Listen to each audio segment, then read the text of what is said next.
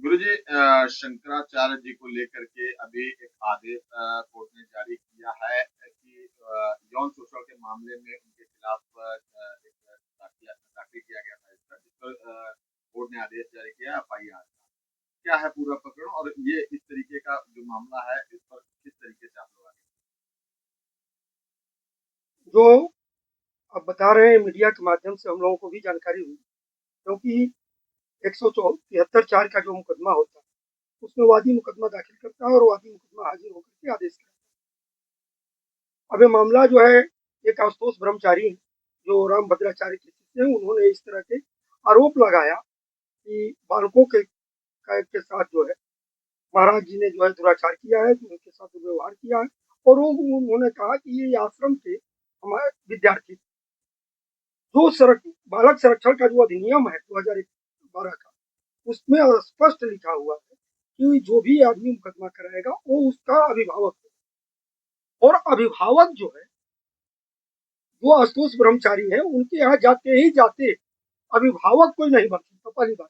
दूसरी बात की यह भी जानना चाहिए कि क्या वो हमारे यहाँ के विद्यार्थी थे कि नहीं, हमारे यहाँ के बटुक थे कि नहीं थे, आश्रम से संदर्भित बटुक थे कि नहीं थे। इन सब चीजों को बिना जानकारी में लिए हुए प्रशासन द्वारा गलत रिपोर्ट जो है प्रस्तुत किया गया न्यायालय के समक्ष, जिसका परिणाम ये हुआ कि न्यायालय ने जो है उसको 173 के अंतर्गत मुकदमा पंजीकृत करने का आपका आदेश ये दिया। मामला था कब ये गया? देखिए, अगर शुरू में पुलिस इस घटना को जांच कराती तो मेडिकल होता बच्चों का। नियम है कि 1 महीने के बाद मेडिकल नहीं। तो ये पूरा 1 महीने 2 महीने तक पुलिस ने इस मामले को जानबूझ करके अपने यहाँ दबा करके रखा कि इस बात को हम आगे नहीं बढ़ाएंगे और हम अपने यहाँ एफआईआर दर्ज नहीं करेंगे। और कोर्ट में जाएगा तो 1 महीना 2 महीने से टाइम बीत जाएगा, तो मेडिकल नहीं हो पाएगा। और जब मेडिकल नहीं हो पाएगा तो हम चाहेंगे तो इन बच्चों के माध्यम से आरोप सिद्ध करें। तो ये असल में ऐसा कानून है कि इसमें जिसे किसी भी व्यक्ति को पहले गिरफ्तारी कही गई थी, तो ये गिरफ्तार करने के नियत से उत्तर प्रदेश सरकार की सोची समझी रणनीति के अंतर्गत जिसे न्यायालय में मुकदमा पंजीकृत किया। पहले रिपोर्ट दिया गया कि यह गलत है, दोबारा रिपोर्ट वही पुलिस देती है कि नहीं, जिसे इस तरह की घटना घटी है जब शंकराचार्य महाराज खुद जो पालकी पर बैठे हैं, वहां पूजा जिसे और बाहर बैठे हैं, तो इस तरह की घटना घट कहाँ सकती है, वो भी महाकुंभ। और वो जब हमारे यहाँ के विद्यार्थी नहीं तो घटना होती किसे, ये तो घटना हो ही नहीं सकती बटुकों करके। तो वो पढ़े भी नहीं, रहे भी नहीं। जो ब्रह्मचारी है आशुतोष ब्रह्मचारी, उसके पास चले भी गए और मुकदमा भी हो गया। ये कौन सा तरीका अपनाया गया? क्या लग रहा है कि ऐसे समय में जब शंकराचार्य जी को लेकर के एक बड़ा सियासत गर्म है, ऐसे समय में इस तरीके का जो आदेश आ रहा है उसको किस तरीके बीफ कंपनियां जो है, जो गो हत्या का सवाल पर शंकराचार्य महाराज जो लड़ाई लड़ रहे हैं, संघर्ष कर रहे हैं और उत्तर प्रदेश में राज्य माता को घोषित कराना चाहते थे, यह आंदोलन आगे न बढ़ पाए और शंकराचार्य महाराज को किस कैसे प्रताड़ित कर दिया जाए कि ये सब आंदोलन रुक जाए और गो हत्या जो है पूरे उत्तर प्रदेश में होता रहे, इस विषय को लेकर के और सनातन धर्म का अपमान होता रहे, बटुकों का अपमान होता रहे, सिखा उखा खींच करके जो मारे हैं, इन विषयों पर तो एफआईआर दर्ज नहीं की। एफआईआर जो दर्ज करने का जो घटना घटी थी उस पर तो कुछ नहीं। महिलाएं मारी गई, बटुक मारे गए, दंडी सन्यासी पीटे गए, शंकराचार्य का अपमान हुआ, इस पर तो एफआईआर नहीं हुआ।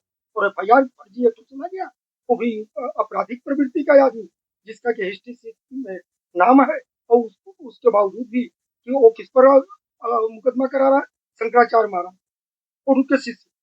वो जा रहा, अदालत भी आदेश इसलिए कर देती है क्योंकि पुलिस की रिपोर्ट कहीं न कहीं से प्रभावित करती है अदालत को। तो ये नहीं है उत्तर प्रदेश सरकार की भूमिका नहीं, संपूर्ण रूप से उत्तर प्रदेश सरकार की भूमिका है। और पूरे देश की जनता जान रही है यह फर्जी मुकदमा किया गया है और फर्जी मुकदमा का परिणाम तो उत्तर प्रदेश सरकार को भोगना पड़ा। ऐसे हम लोग इसके बाद जो है माननीय उच्च न्यायालय में जाएंगे, अगर ये मुकदमा पंजीकृत हो जाता है तो उसकी कापी लेकर के जाएंगे, हम लोग न्याय की मांग करेंगे। वहां से भी नहीं मिलेगा तो सर्वोच्च न्यायालय जाएंगे, लेकिन अपनी बात कहेंगे। उसके बावजूद भी अगर नहीं न्याय मिलता है तो हम लोग समझ जाएंगे कि भारत की न्यायपालिका भी कहीं न कहीं से किसी न किसी के चपेट में आ रही है, क्योंकि न्यायपालिका अब स्वतंत्र नहीं है। स्वतंत्र अगर बची होती तो इस तरह का निर्णय नहीं लेती, क्योंकि महाराज जी की तरफ से भी एक मुकदमा वहां दर्ज है जो परिवाद के रूप में है। इसकी फर्जी की जांच करा दी, या फर्जी है मुकदमा जो हमारे खिलाफ क्यों किया जा रहा है, वो परिवाद में उसी न्यायालय में है एक मुकदमा हो रहा है, एक परिवाद भी दर्ज करने के लिए आदेश हुआ है, तो दोनों परिवाद होते, दोनों को सुना जाता, कोई ना सुन।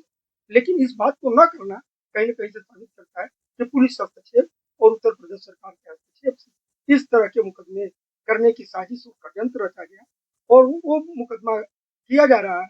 लेकिन सबसे मजबूत अगर कोई सत्ता चलती है तो भगवान की चलती है, और वो भगवान की सत्ता हम लोगों के साथ है, क्योंकि हम लोग गौ माता के साथ है, हम लोग सनातन धर्म के साथ है। ये बेधर्मी जो है इसी तरह से रावण भी हो गया था। तो गुरुजी क्या इस पूरे मामले में अगर बात फर्जी मुकदमा दर्ज कराने पर भी प्रावधान है। अगर कोई मिथ्या साक्ष्य गा करके अगर फर्जी मुकदमा करता है तो बालक संरक्षण अधिनियम जो है 2012 का, उसी के धारा 22 में यह प्रावधान है कि उसको दंडित किया जाएगा। और इससे पहले भी आईपीसी के भी जो धारा था 195, 193 से लेकर के 195 तक, उसमें भी प्रोविजन है कि जो आदमी इस तरह के साक्ष्य गा करके मुकदमा पंजीकृत कराएगा उसके खिलाफ कानूनी कार्रवाई होगी। अगर उत्तर प्रदेश सरकार और पुलिस सही होगी तो इस मुकदमा को पंजीकृत करके 195 के अंतर्गत या 193-94 के अंतर्गत तुरंत पंजीकृत करके इसी मुकदमे को तुरंत जो है पंजीकृत करके और आशुतोष ब्रह्मचारी को जेल भेजने का काम करेगा। अगर सत्य उत्तर प्रदेश की सरकार सत्यवादी होगी, सही होगी, तो इस काम को करेगी। इसी को देश की जनता देख रही है कि क्या उत्तर प्रदेश की सरकार वास्तव में सही है, विधि का पालन करने वाली है, सत्य के साथ है। तो अगर होगी तो आज मुकदमा जाएगा और कल जो है 195 के अंतर्गत, अभी दर्ज तो नहीं हुआ होगा, लेकिन जब भी दर्ज करेगी तो इस तरह का भी की प्रक्रिया अपनाएगी। क्योंकि अगर नहीं अपनाती है तो यह निश्चित रूप से समझ में आ जाएगा कि उत्तर प्रदेश में कानून व्यवस्था नहीं, बल्कि उत्तर प्रदेश में गैर कानूनी व्यवस्था, अविधिक कार्यवाही चल रही है। और संतों, महात्माओं और सबसे बड़े सनातन धर्म के जो पुरोधा है शंकराचार्य महाराज, जो सत्य पर अड़ी होकर के चल रहे हैं,